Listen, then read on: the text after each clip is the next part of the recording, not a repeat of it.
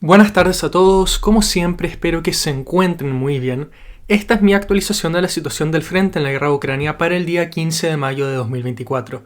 Y el día de hoy hay que comentar un par de cosas, hay que hablar de lo que está ocurriendo en Kharkov porque se han confirmado nuevos avances, hay que hablar de lo que está ocurriendo en toda el área de Donetsk porque hay avances rusos en distintos sectores, en la zona de Ocheretine por ejemplo, en la zona de Umansky por ejemplo, y también se ha dado un avance ucraniano en la zona de Chasiv que vamos a comentar.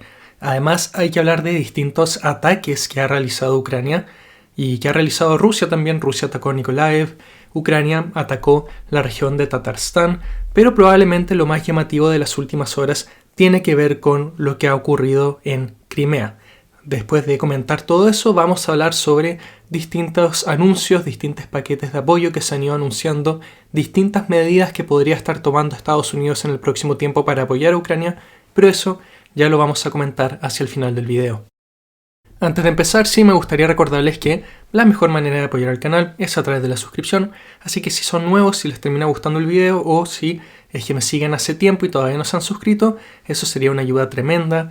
Mi objetivo es llegar hacia fines de mayo a los 37.000 suscriptores, estoy relativamente cerca y ese apoyo sería muy agradecido.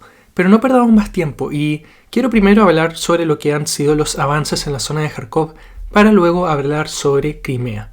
Y en el último tiempo hemos visto cómo en los dos puntos, los dos ejes de avance que tiene Rusia en la zona de Kharkov, han mantenido estos avances y vemos cómo primero en la zona de Lipsy han terminado avanzando y han capturado por completo el pueblo de Glibokhe.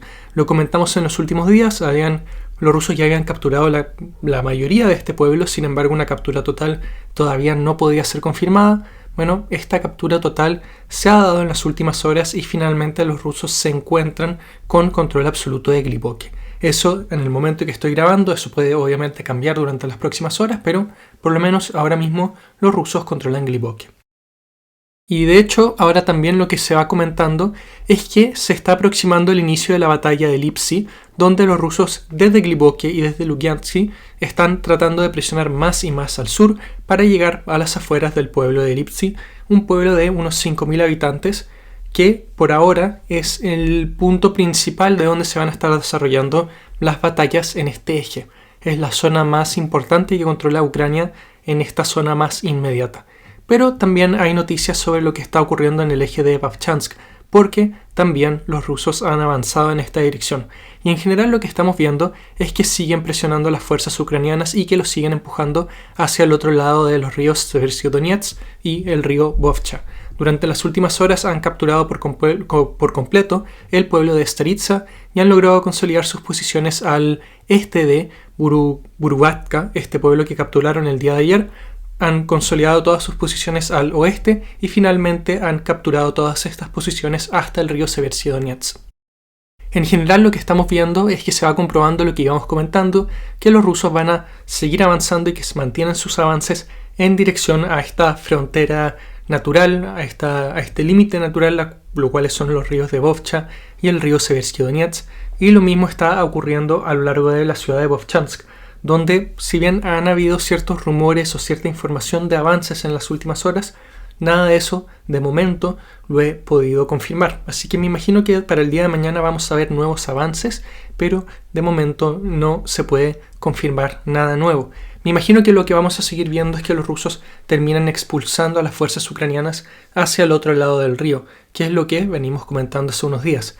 Pero de momento lo que están comentando distintas fuentes, tanto rusas como ucranianas, es que los avances rusos se han ido ralentizando dentro de Vovchansk debido a que hay un gran número de francotiradores ucranianos en edificios en altura en Vovchansk y que eso está complicando muchas veces los avances. Muchas veces esos francotiradores pueden disparar desde el otro lado del río, así que todo eso pone una dinámica bien complicada para lo que es el avance ruso. Sin embargo, también hay información de que en las últimas horas tanques rusos han comenzado a entrar en la zona de Vovchansk para disparar contra las posiciones ucranianas, así que eso también puede cambiar un poco la dinámica. Habíamos visto que los rusos habían avanzado de manera bastante profunda en Vovchansk, pero estos avances eran principalmente a base de infantería y no veíamos mucho apoyo de lo que son vehículos como tanques. Así que la situación en Vovchansk y en todo este eje de Kharkov se mantiene un poco igual. Los rusos avanzan, consolidan posiciones y siguen presionando. Lo que comentó, por ejemplo, Zelensky en las últimas horas es que ya se ha estabilizado la zona de Kharkov o que se está estabilizando. No sé si de momento es apto comentar todo eso, pero bueno, habrá que ver cómo termina evolucionando todo este eje en el próximo tiempo. Me imagino que también vamos a ver que después de estos avances donde los rusos capturaron varios pueblos, quizá vaya a haber una fase de quizá consolidar distintas posiciones, fortificar distintas zonas, porque, como lo he comentado, una de las estrategias o uno de los objetivos que tienen los rusos en todo el eje de Kharkov es crear esta especie como de colchón entre sus territorios rusos, Briansk, Belgorod, Kursk, etc., y los territorios de Ucrania en la zona de Kharkov. Así que para mantener todas esas zonas de espacios que puedas utilizar para crear este colchón, vas a necesitar consolidar tus posiciones y quizá veamos un poco de eso en el futuro. Pero yo creo que la manera en la que vamos a poder medir qué va a ocurrir en toda esta zona a futuro es la ciudad de Vovchansk. Sé que lo he comentado una y otra vez, pero yo realmente creo que lo que ocurra en esa zona y lo que sean los posibles cruces de estos ríos puede ser fundamental para ir midiendo cómo va a evolucionar toda esta operación, porque hay muchas interpretaciones de qué puede ocurrir acá. Lo he comentado mucho en el pasado, así que no voy a ahondar tanto en esto. Mi opinión es que las fuerzas rusas lo que están buscando acá, su objetivo principal es extender a las fuerzas ucranianas y, en segundo lugar, si es que se consiguen avances, entonces crear este colchón y, si la ofensiva va muy bien, quizá profundizar ciertos avances.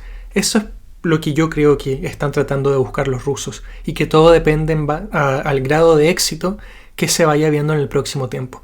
Sin embargo, hay otros lugares que comentan que acá el objetivo de los rusos es Kharkov, el objetivo de los rusos es cortar Kupiansk. Hay muchas teorías dando vuelta, así que simplemente esperemos a ver cómo va evolucionando toda esta situación. La verdad es que sobre la zona de Kharkov hay muchos rumores, supuestos ataques y contraataques y supuestos avances y retiradas que, de momento, mucho de esto está siendo difícil de comprobar, difícil de desmenuzar qué es cierto y qué es falso, así que lo que yo trato de hacer es ir con la información que va siendo más confirmada. Pero vamos a volver un poco después a lo que es la zona de Kharkov, porque hay algo muy importante que les quiero mostrar un poco después que tiene que ver con la ciudad de Kharkov, pero eso lo voy a dejar para los próximos minutos, porque ahora quiero que vayamos directamente a la zona de Crimea para comentar lo que ha sido este ataque ucraniano contra la península. Y sabemos que Crimea es uno de los mayores objetivos que tiene Ucrania en esta guerra. Sabemos cómo atacan constantemente la península y especialmente lo hacen con sus misiles más modernos.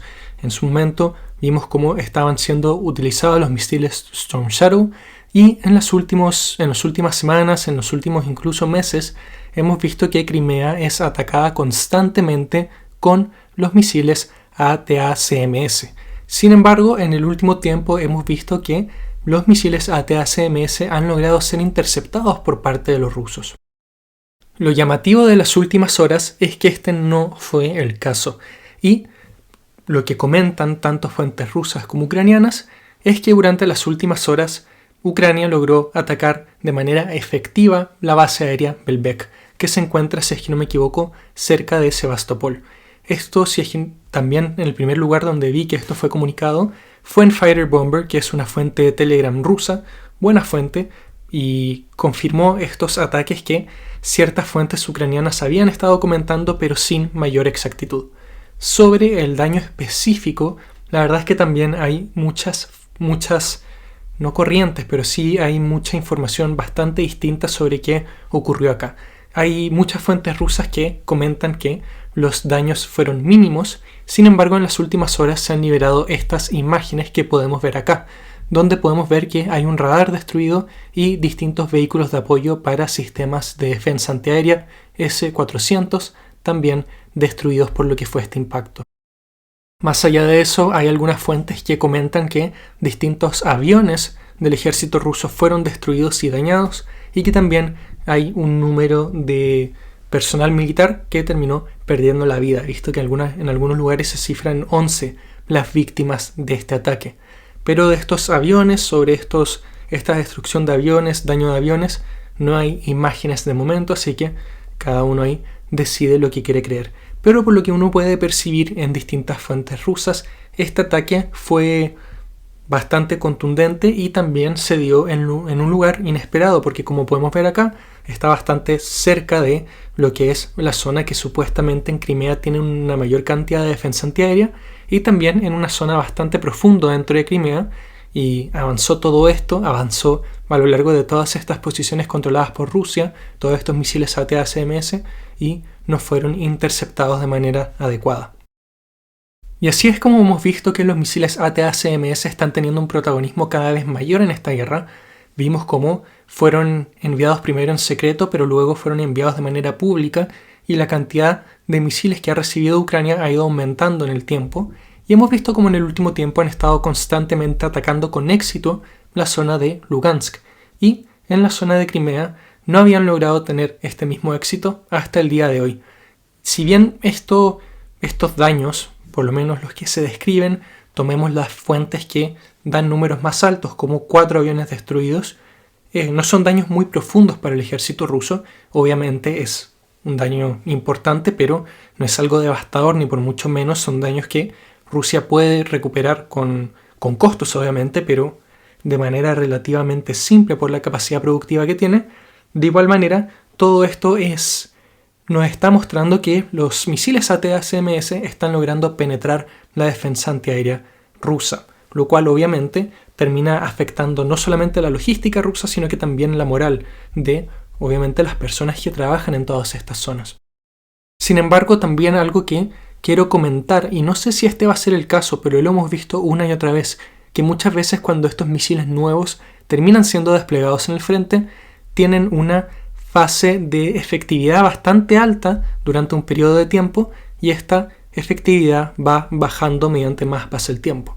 Lo vimos con los misiles HIMARS, lo vimos con los misiles Storm Shadow, y habrá que ver si es que ocurre lo mismo con los ATACMS, y habrá que ver también si es que Estados Unidos decide ir enviando más y más de estos misiles en base a la efectividad que ya han tenido.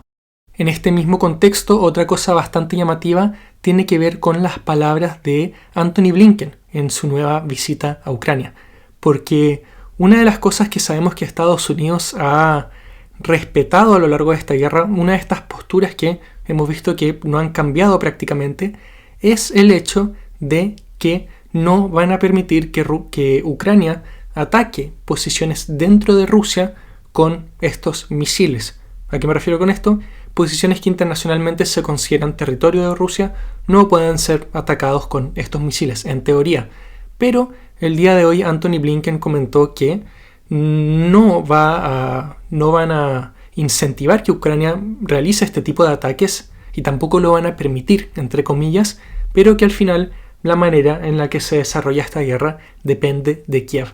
Y eso es muy llamativo, porque no quiero decir que abre la puerta completamente, pero gira un poco la perilla, empieza a entreabrir la puerta a permitir que Ucrania también ataque bases aéreas, depósitos de municiones, etcétera, etcétera, dentro del territorio ruso, con estos misiles estadounidenses.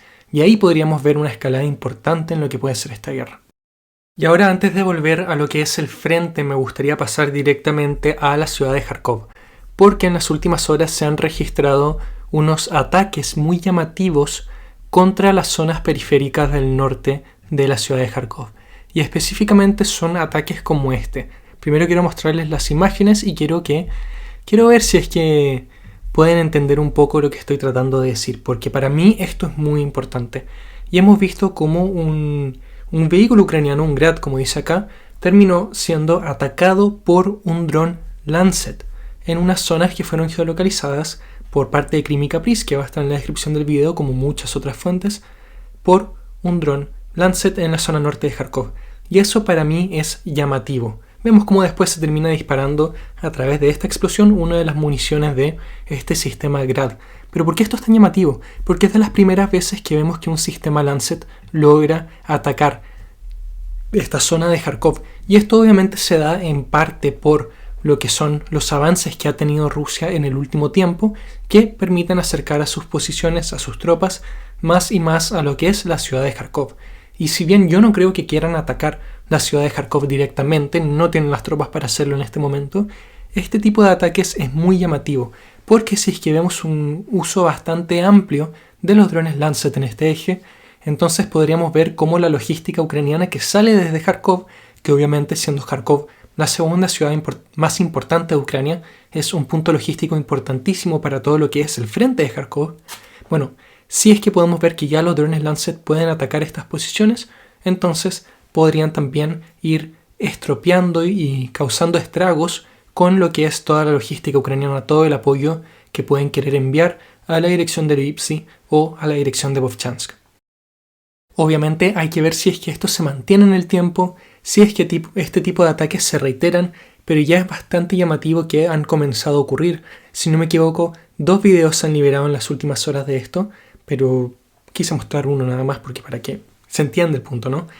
Y todo esto es muy llamativo porque nos muestra que Rusia ya tiene la capacidad de realizar este tipo de ataques contra Kharkov, contra las zonas aledañas a Kharkov, y bueno, eso puede complicar mucho las posiciones ucranianas en lo que es la línea de frente, especialmente si su retaguardia y sus líneas de suministros pueden ser atacados constantemente con drones Lancet. Recordemos que, por lo que comentan algunas fuentes ucranianas y algunas fuentes rusas, Ucrania está trasladando reservas, tropas y equipo hacia la zona de Kharkov para poder estabilizar el frente y contener los avances rusos. En ese contexto, si es que estas rutas de suministro, si es que estas líneas logísticas pueden ser atacadas con drones Lancet, entonces podríamos ver cómo distintas cantidades de este personal y de este equipo que van siendo trasladados hacia la zona de Kharkov, hacia la zona de Lipsy y hacia la zona de Vovchansk, pueden ser alcanzados constantemente, y a eso se le suma todo lo que hemos visto en el último tiempo de destrucción de puentes, etcétera, etcétera. Habrá que ver si es que los rusos finalmente logran explotar esa oportunidad o si es que simplemente es algo que se da en un par de ocasiones. Dejando todo eso de lado, vamos rápidamente a lo que es el frente, específicamente vamos a Donetsk y partamos desde abajo y vayamos subiendo. Comencemos lo que es esta parte con lo que está pasando en Uroyaine. Y lo que hemos visto en el último tiempo es que Rusia ha estado presionando constantemente tanto contra Uroyaine como Staromayorsk. Y en las últimas horas se han geolocalizado distintas imágenes de las fuerzas rusas cada vez más dentro de Uroyaine, y esto lo he plasmado acá en mi mapa. Entonces, ¿qué es lo que vemos? Se mantienen los combates en Uroyaine y en Staromayorsk, y los rusos han logrado avanzar en las últimas horas. Hay distintas fuentes que hablan de avances más profundos, contraataques, etc., pero eso me imagino que lo podemos ir determinando en las próximas horas y en los próximos días, si es que efectivamente estas posiciones se consolidaron, si aumentaron o si fueron reducidas. Pero estamos viendo que el frente de Uroyaine y de Staromayorsk sigue siendo uno donde las fuerzas rusas están presionando a las fuerzas ucranianas. Y antes de pasar a lo que es el resto de Donetsk, y quiero comentar esto antes de olvidarme, hay que hablar de lo que está ocurriendo en Rabotine, porque hay distintas versiones muy contradictorias acerca de lo que está ocurriendo. Recordemos que está pasando, que hemos comentado en el pasado que ha ocurrido en Uroyaine. Los rusos han avanzado en el pueblo y han capturado la gran mayoría. Parte de Rabotine se mantiene en lo que es la zona de gris, y las fuerzas ucranianas se mantienen en posiciones muy mínimas dentro del pueblo y en la periferia del pueblo, pero estas posiciones permiten tener cierta ventaja sobre las zonas que están en esta zona gris, y eso impide que las fuerzas rusas consoliden por completo sus posiciones dentro del pueblo de Rabotine, que, como lo hemos comentado una y otra vez, tiene una importancia simbólica tremenda para tanto Rusia como Ucrania. Y durante las últimas horas, el Ministerio de Defensa ruso afirmó que Rabotine había caído bajo control total de sus fuerzas. Rápidamente, autoridades ucranianas salieron a contradecir esta información y a comentar que todavía había presencia ucraniana en Rabotine. Sin embargo, lo que ha ocurrido es que no hay muchas imágenes acerca de lo que está ocurriendo acá, no hay nada que pueda comprobar las palabras de uno u otro bando, así que de momento, en base a la información que se ha ido recibiendo, yo creo que la situación se mantiene un poco igual, y voy a mantener esa posición a menos que salga nueva información que pueda cambiar, que me permita poder cambiar toda esa postura. Pero en síntesis, lo que se ve en Rabotine es que Ucrania tiene posiciones, o sea, prácticamente no hay posiciones dentro del pueblo, pero estas posiciones que sí mantienen, y especialmente las que están en zonas más periféricas, obligan a Rusia a no poder completar la captura de Rabotine.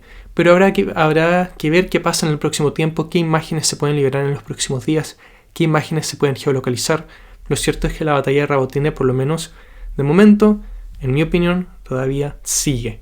Y si bien puede ser que los ucranianos hayan abandonado sus posiciones, algo que los ucranianos no reconocen, pero que fuentes rusas sí dicen que ocurrió, hay un periodo de desfase entre que Ucrania abandone sus posiciones y que Rusia obviamente las pueda capturar. Así que de momento no creo que haya un control absoluto ruso sobre Rabotine, no creo que la situación haya cambiado mucho en las últimas horas, pero bueno, ya vamos a ver qué pasa con toda esta zona en el próximo tiempo. Y ahora vamos rápidamente a lo que es la zona de Donetsk de nuevo, y vamos a lo que es el área de Ocheretine, y lo que hemos comentado en el último tiempo es que la velocidad de los avances rusos se ha ido reduciendo, pero todavía se mantiene. Y durante las últimas horas Rusia se ha hecho con una gran parte de Umansky, gran parte de lo que les faltaba por capturar. Si es que no se puede confirmar al 100% la captura rusa de Umansky en las últimas horas, sí creo que está bastante próxima y son solamente unos metros que todavía quedan en la zona gris y que por eso no se puede confirmar al 100% que Umansky está bajo control ruso, pero en su mayoría está bajo el control de las fuerzas rusas. Y algo muy llamativo ha ocurrido un poco más al norte, porque al parecer las fuerzas ucranianas lograron avanzar en todo lo que es el área de Ivanivske y lograron capturar ciertas posiciones al sur de este pueblo, esta pequeña ciudad. Recordemos que Ivanivske es fundamental para todo lo que es el frente de Chasiv-Yar, especialmente para los esfuerzos rusos de atacar al sur de esta ciudad. Y bueno, estos últimos movimientos son bastante llamativos porque se esperaba que las fuerzas ucranianas iban a tener una postura más defensiva en toda esta zona, porque eso es lo que están teniendo de momento. Hay distintas imágenes acerca de cuál ha sido este avance, distintos mapas muestran distintas cosas. El primer lugar donde vi todo esto, de hecho, fue el mapa de Divyen, que es un mapa prorruso, pero bueno, como lo he ido comentando, tanto fuentes rusas como fuentes ucranianas van reconociendo este avance y ahora se confirma que Ucrania nuevamente tiene presencia sobre Ivanivske. En general, lo que estamos viendo en lo que es el frente es que Rusia mantiene la presión en distintos puntos a lo largo de toda Ucrania. Vean la distancia entre lo que es, por ejemplo, Rabotine y Kharkov, todo ese eje. Es una presión bastante intensa y lo he reiterado en varias ocasiones y lo vuelvo a hacer. Parece ser que el foco es tratar de estirar las líneas logísticas ucranianas lo más posible. Y durante todo esto hemos visto distintos movimientos en el área de Donetsk, movimientos tanto a favor de Rusia como a favor de Ucrania. Hemos visto cómo los rusos han mantenido su avance en la zona de Vovchansk. Habrá que ver qué ocurre en los próximos días. Habrá que ver si es que Ucrania logra llevar tropas para consolidar o para mantener el frente, estabilizarlo. Habrá que ver si es que los rusos logran consolidar sus capturas. Habrá que ver si es que siguen avanzando. Habrá que ver si es que logran cruzar el río Vovchansk, el río Vovcha, o el Seversky Donetsk. Lo cierto es que todavía no se cumple una semana de este ataque en la zona de Kharkov y hemos visto resultados bastante contundentes, por así decirlo. Y habrá que ver qué nos traen los próximos días, porque lo cierto es que la historia de lo que está ocurriendo en Kharkov, yo creo que todavía le queda mucho. ¿A qué me refiero con eso? Tanto Rusia puede seguir avanzando como Ucrania puede estabilizar esta zona, puede incluso contraatacar. Eso todavía la verdad es que está por verse, pero hoy por hoy, lejos el frente más interesante de toda esta guerra está siendo el frente de Kharkov. Y para cerrar el video de hoy quiero comentar un par de cosas. En primer lugar, Rusia atacó la ciudad ucraniana de Nikolaev. Los rusos afirman haber atacado una estructura militar, mientras que los ucranianos afirman que se atacó una estructura civil. Misma discusión de siempre, y ahí cada uno puede creer lo que quiera creer. He buscado imágenes acerca de este ataque, pero de momento no las he logrado encontrar. Hay algunas que algunas fuentes ucranianas dicen que corresponden a ese ataque, pero otras fuentes rusas dicen que no. Y hay otras fotos que fuentes rusas dicen que corresponde al ataque y fuentes ucranianas dicen que no. Y es una discusión que también se ve mucho. Y también en la zona de Tatarstán, cerca de Kazán, en la región de Tatarstán, los rusos afirman haber interceptado un dron ucraniano que buscaba atacar distintas posiciones en esta región, lo cual es bastante llamativo ya que Tatarstán está a una distancia de más de 1000 kilómetros con Ucrania. Y eso, obviamente, es una distancia tremenda y nos muestra cómo Ucrania está trabajando cada vez más y más en este tipo de artefactos, drones, incluso avionetas reacondicionadas que le permitan llevar a cabo este tipo de ataques bien profundo contra la infraestructura rusa. Y por último, hay que hablar sobre lo que ha sido la visita de Blinken, que venía comentando el día de ayer y que se comenté un poco el día de hoy. Hay un par de cosas más que se han anunciado, entre ellas un paquete de apoyo de $2.000 millones que estaría llegando a Ucrania, que sería anunciado pronto, lo cual es una cantidad de dinero tremenda, y me imagino que lo que está ocurriendo en Kharkov o en Kharkiv, como sea que le quieran decir, ha impulsado bastante o ha inflado lo que es el número de este paquete de apoyo, porque cada vez se hace más necesario, especialmente si es que se estira más el frente. Y también Estados Unidos está evaluando la posibilidad de entregar otro sistema Patriot a Ucrania para tratar de apoyar su defensa antiaérea. Pero eso ha sido el video de hoy, muchas gracias por ver, espero que tengan una muy bonita tarde. Recuerden, si es que no lo han hecho todavía y si es que quieren ayudarme, suscribirse al canal y espero que nos veamos mañana. Adiós.